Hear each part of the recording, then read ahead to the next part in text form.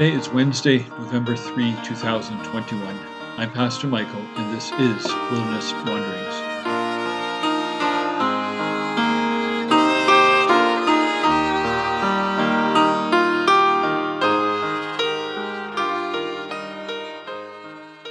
Our text is from Deuteronomy 25.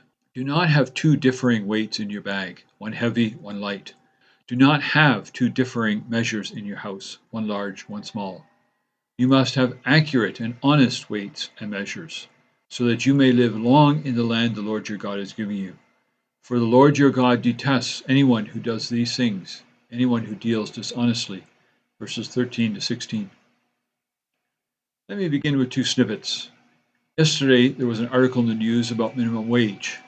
It's going to be raised to $15 an hour, up from $14.35. The same article indicated that a living wage in Hamilton is now $17.20. Thus, currently, those making minimum wage in our city are making nearly $3 less than needed to live in the city. I have no experience in government policy making, nor in how the living wage is calculated. However, it is easy enough to understand that even at $17.20 an hour, one will find it very difficult to live in this city. Recently, someone asked me why ministers appeared to get away with so many sins. It seemed to this woman that only sexual sins were worthy of a clergy status to be revoked. There were many other sins, she listed alcoholism and greed as two examples, that were serious enough for a minister to be removed from office. These two snippets came to mind as I read through Deuteronomy 25. It's full of laws that ensured that the Israelites would live well in the land. God's people were to live with the profound reality that each person was created in the image of God. Each was significant, and their society could only flourish if everyone was able to participate in that flourishing. Our text is about honesty in business, in buying and selling. The people were to keep their greed in check. They were to be more concerned with treating people well than with turning a profit. Honest dealings with each other would keep God's blessings flowing. Dishonesty, says our text, is something God detests. Some of the older English translations read, "It's an abomination." We might ask, is it really such a big deal? Well, God seems to think so. Dishonest business dealings are paired with sexual perversion and idolatry as abominations. So it's a pretty big deal. As a pastor, the elders have asked me to help them confront people who have committed sexual sins and idolatry, but never on issues of economic injustice.